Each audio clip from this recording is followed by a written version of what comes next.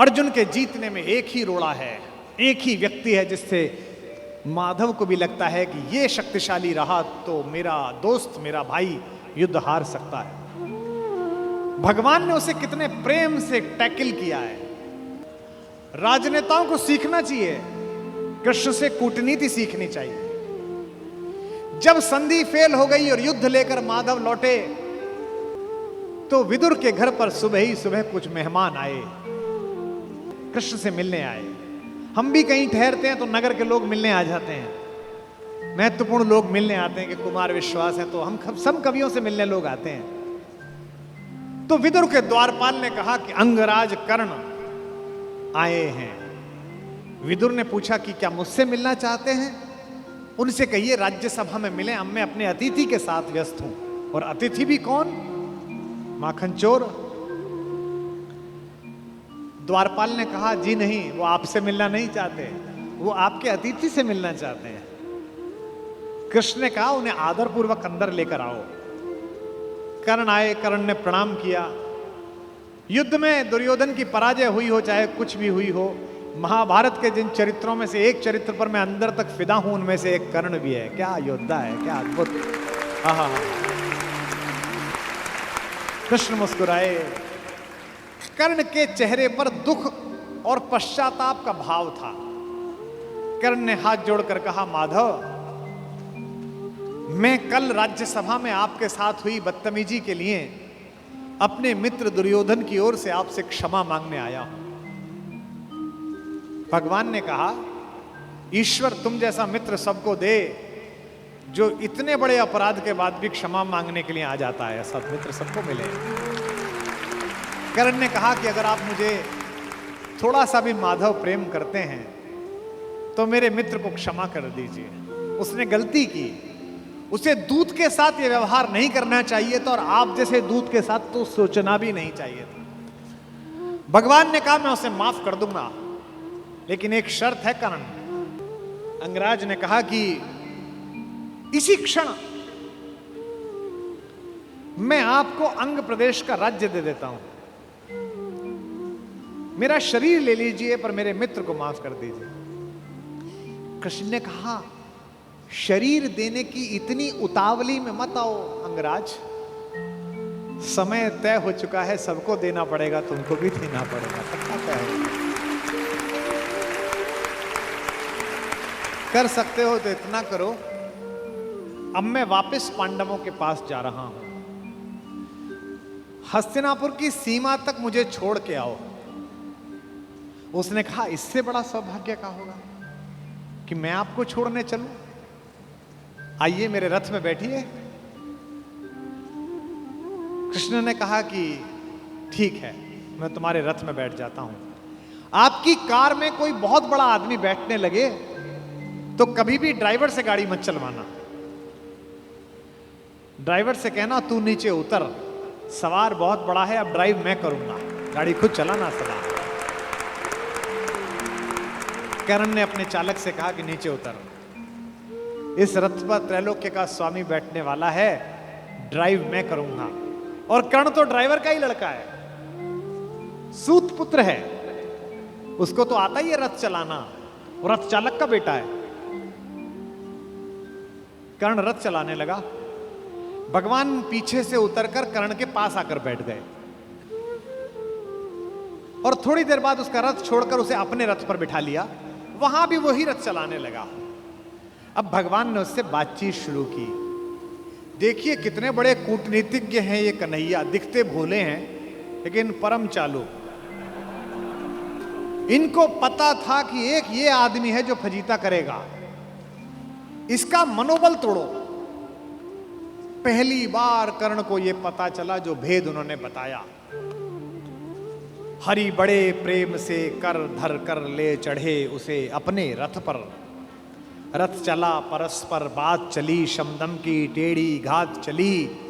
शीतल हो हरि ने कहा हाय, अब शेष नहीं कोई उपाय। कर्ण अब कुछ बचा नहीं, हो विवश हमें धनु धरना है। अब तो हमें यह धनुष उठाना पड़ेगा, क्षत्रिय समूह को मरना है। मैंने कितना कुछ कहा नहीं, विषबाण कहां तक सहा नहीं, पर दुर्योधन मतवाला है, कुछ नहीं समझने वाला है। चाहिए उसे बस रण केवल, सारी धरती की मरण केवल। ये जो अहंकार है कि मैं कुछ नहीं दूंगा, क्या बोला दुर्योधन 5 गांव माने पे? सूच्यग्रम नैव दास्यामि बुना युद्धे न केशवः। हे केशव, तुम 5 गांव मांगते हो, मैं सुई की नोक के बराबर भी जमीन नहीं दूंगा। हे वीर तुम ही बोलो अकाम। बिना पार्शल हुए बोलना। कर्ण से पूछ रहे हैं, क्या वस्तु बड़ी थी 5 ग्राम? 5 गांव ही तो मांगे थे, वह भी कौरव को भारी है, मत गई मूढ़ की मारी है।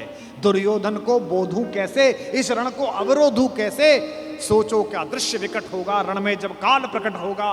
बाहर शोणित की तप्त धार, भीतर विधवाओं की पुकार, निशस्त्र विशस्त्र बिल्लाएंगे, बच्चे अनाथ हो जाएंगे।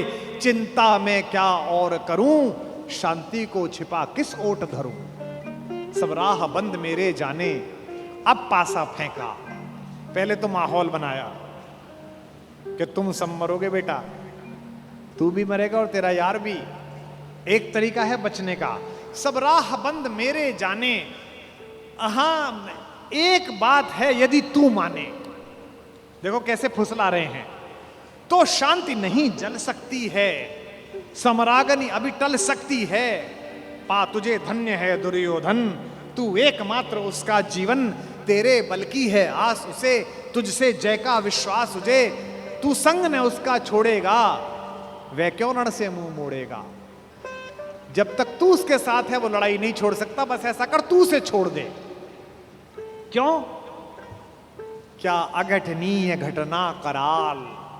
एक बात बताऊं तुझे कर्ण, एक बड़ी कराल घटना इस खानदान में हो गई है, तुझे पता नहीं है। तू प्रता कुक्षिका, प्रथा मतलब कुंती, तू कुंती कोख का प्रथम लाल। तू कुंती का पहला बेटा है। ये पहली बार कर्ण को स्वयं भगवान श्री कृष्ण ने बताया है, सबसे पहली बार। अच्छा ये बात पहले भी बता सकते थे कभी, कर्ण तो रोज मिलता था। जब 14 साल का वनवास था तब बता देते, नहीं। अगर तुरुप का इक्का आ जाए तो शुरू में मत फेंको, बचा के रखो, फाइनल टेबल पे काम आएगा।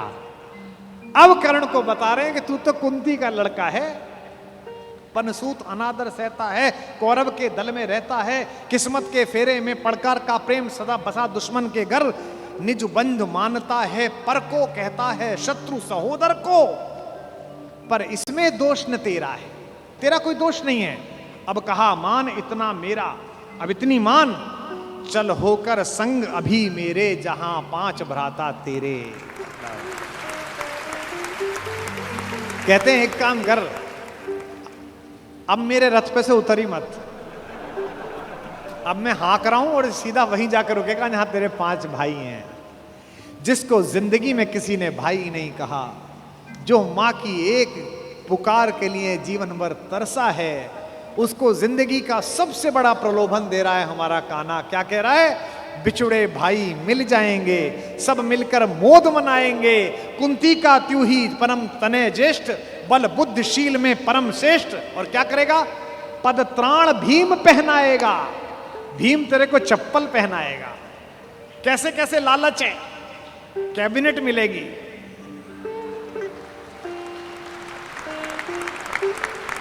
और उसमें भी कोई छोटा मोटा मिनिस्टर नहीं, सीधा ही प्राइम मिनिस्टर। पद त्राण भीम पहनाएगा, हैं? धर्मादिप युधिष्ठिर चमर डुलाएगा।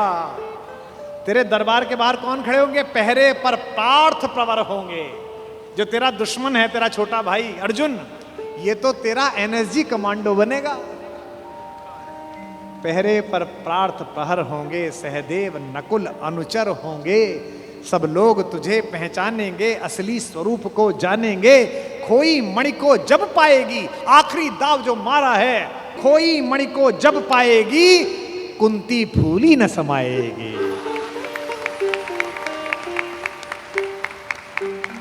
क्या लालच है, क्या लालच है। आहा हा हा। कुरुराज स्वयं झुक जाएगा, संसार बड़े सुख में होगा। कोई न कहीं दुख में होगा। सब गीत खुशी के गाएंगे, तेरा सौभाग्य मनाएंगे। और आखिरी में ऐसी बात कहता है, और कौन दुनिया को जो देता है वो भीख मांग रहा है। मेरे कन्हैया को पृथ्वी की आग टालने के लिए भीख मांगनी पड़ी। कुरुराज समर्पण करता हूं, पूरा राज्य कुरुराज समर्पण करता हूं, साम्राज्य समर्पण करता हूं, यश मुकुट मान सिंहासन ले, बस एक भीख मुझको दे दे। कौरव का तज रण शोक सखे, भूखा भावी हर शोक सखे। ये तो कन्हैया हैं जो इतनी स्ट्रेटेजी अपनाते हैं। किस लिए? देखो, ये बड़ा गहरा गणित है, इसको समझो। इस दाव को चलने में कृष्ण का कोई नुकसान नहीं है। अगर कर्ण इधर आ जाता तो महाभारत समाप्त हो जाती। और एक ऐसा योद्धा जो सुबह दोपहर शाम इसी बात की कसम खाता था कि अर्जुन को मारना है, इन पांडवों को मारना है, इसके कलेजे में ये बात डाल दो कि ये तेरे भाई हैं, तो जब युद्ध लड़ेगा तो थोड़ा तो हाथ कांपेगा, थोड़ा तो दिल के अंदर कुछ दुख दुख पैदा होगी। शत्रु की मानसिकता को कमजोर करना, शत्रु की मानसिकता पर प्रहार करना, यह काम है। लेकिन कृष्ण की इस कथा में थोड़ा स्मरण कर्ण का भी कर लो कि उस जैसा कोई आदमी भी पैदा नहीं हुआ जो इतनी सारी चीजों को ठुकरा दे और खुल के कह दे, हे ऋणी कर्ण का रोम रोम, जानते सत्य यह सूर्य सोम, तन मन दुर्योधन का है, यह जीवन दुर्योधन का है। और दो पंक्ति जो कही है कर्ण ने, मैं उसकी दृढ़ता को और उसके समर्पण को प्रणाम करता हूं। सुरपुर से भी मुख मोड़ूंगा, केशव मैं उसे न छोड़ूंगा।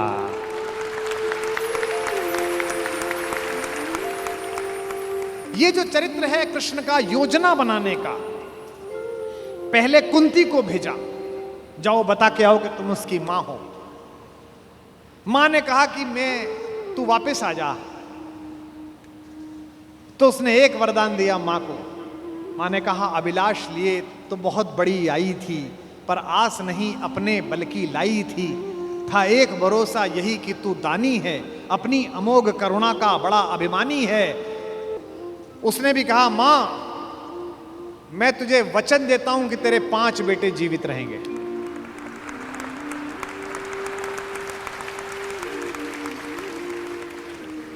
इसका मतलब है कि कर्ण ने कहा कि युद्ध के बाद 5 बेटे जीवित रहेंगे। अर्जुन के अलावा किसी पर हथियार नहीं उठाऊंगा। अर्जुन मिलेगा तो छोड़ूंगा नहीं, अर्जुन मर गया तो युद्ध समाप्त करवा दूंगा, तब भी तेरे 5 बेटे जिंदा रहेंगे। खुलकर कहूंगा ये मेरी मां है। और अगर अर्जुन का दाव चल गया मां, तो तुझे पता और मुझे पता कि हम मां बेटे हैं, तेरे 5 बेटे जिंदा रहेंगे। जा मां, मैं तुझे वरदान देता हूं। तू दान दान रट रही किंतु क्यों माता, पुत्र ही रहेगा सदा जगत में दाता। मैं ही देता रहूंगा। दुनिया तो उससे सदा सभी कुछ लेगी, पर क्या माता भी उसे कभी कुछ देगी। मैं एक कर्ण अतएव मांग लेता हूं, बदले में तुझको 4 कर्ण देता हूं। छोड़ूंगा मैं तो कभी नहीं अर्जुन को, तोड़ूंगा कैसे स्वयं पुरातन प्रण को, पर अन्य पांडवों पर मैं कृपा करूंगा, पाकर भी उनका जीवन नहीं हरूंगा।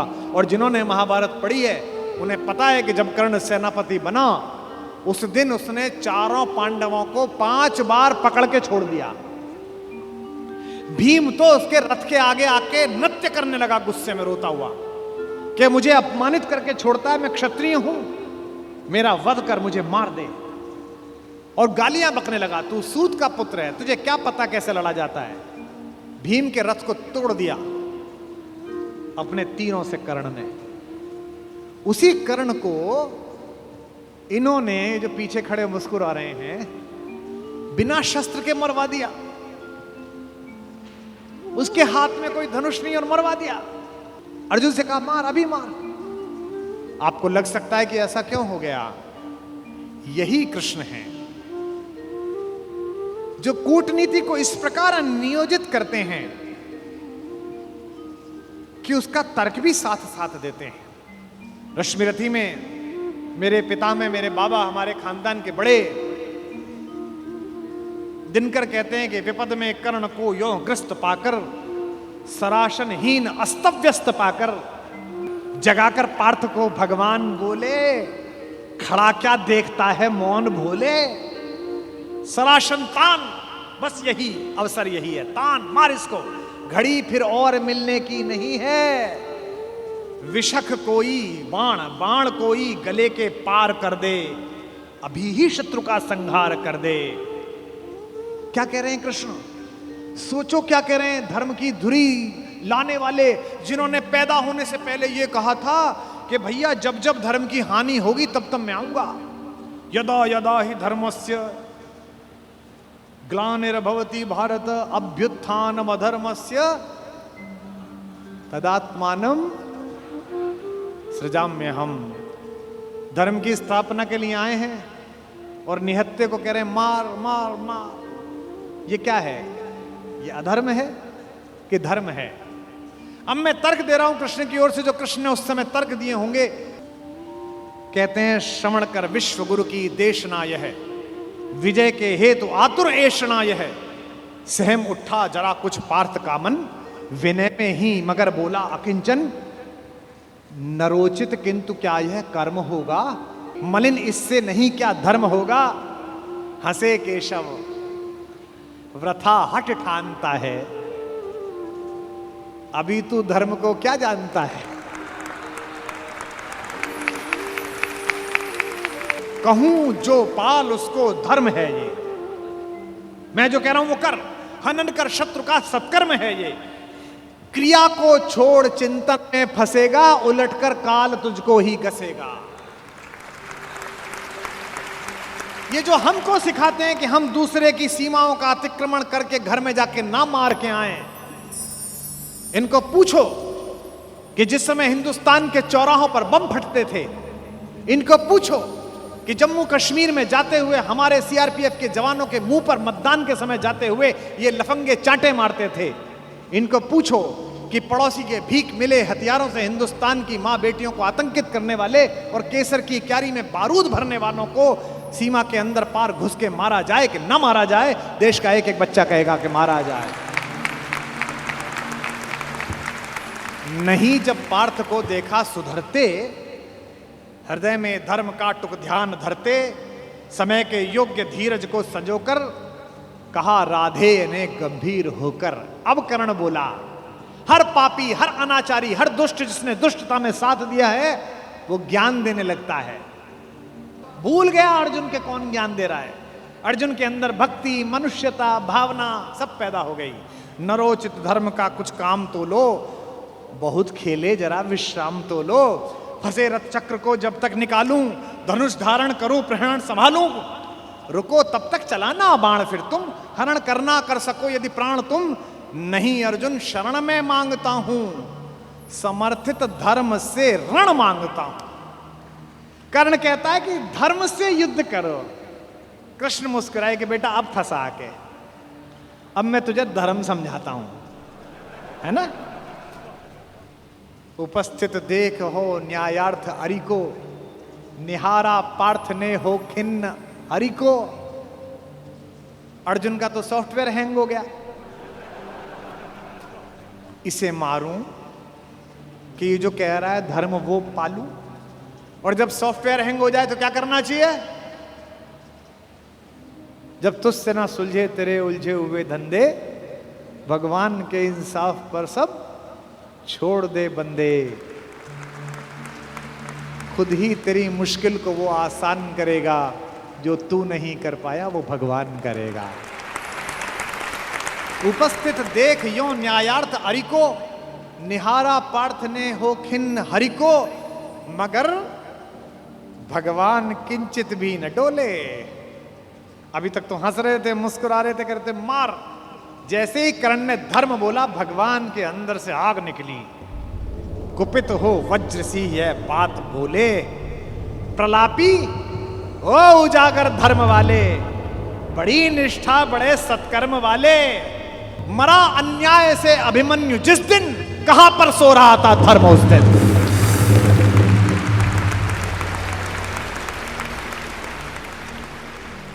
मरा अन्याय से अभिमन्यु जिस दिन, कहां पर सो रहा था धर्म उस दिन। हलाहल भीम को जिस दिन पड़ा था, कहां पर धर्म उस दिन यह धरा था। लगी थी आग जब लाक्षा भवन में, हंसा था धर्म ही क्या तब भुवन में। और एक पंक्ति, बेटे पे आ जाए, पत्नी पे आ जाए और मां पे आ जाए तो खून खौल जाता है। अर्जुन का खून खौला रहे हैं भगवान मेरे। सभा में द्रौपदी की खींच लाके, सुयोधन की उसे दासी बताकर, सुवामा जाति को आदर दिया जो, बहुत सत्कार तुम सबने किया जो। नहीं वह और कुछ सत्कर्म ही था, उजागर शील भूषित धर्म ही था।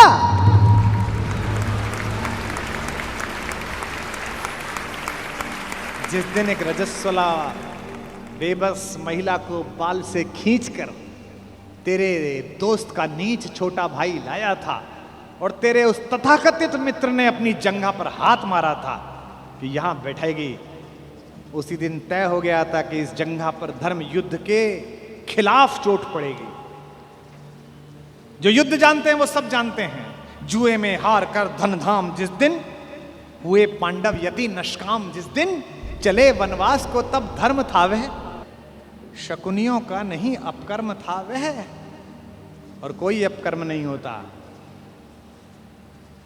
कटी से नीचे प्रहार करना अधर्म है, लेकिन दुर्योधन की जंघा तोड़ी भीम ने, कोई नहीं। ये जो रणनीतिकार कृष्ण है। खांडव दहन हुआ, आप सबको पता है, आग लग गई, आग बुझी नहीं, इंद्र से भी नहीं बुझी। तो इंद्र ने अपने बेटे से कहा, अर्जुन से कहा कि भाई बुझा। सर्पों ने कहा कि बुझा। अर्जुन ने बादलों में तीर मारा और बादल बरसे। जब पुरुषार्थ आ जाता है तो तीर आदमी ऐसे ही मारता है, कभी बादल में मारता है, कभी जमीन में मारता है। पिता में भीष्म जब पड़े हुए थे शरशैया पर, उनके मुंह से निकला पानी। कोई सोने के मटका लाया, कोई चांदी के मटके लाए।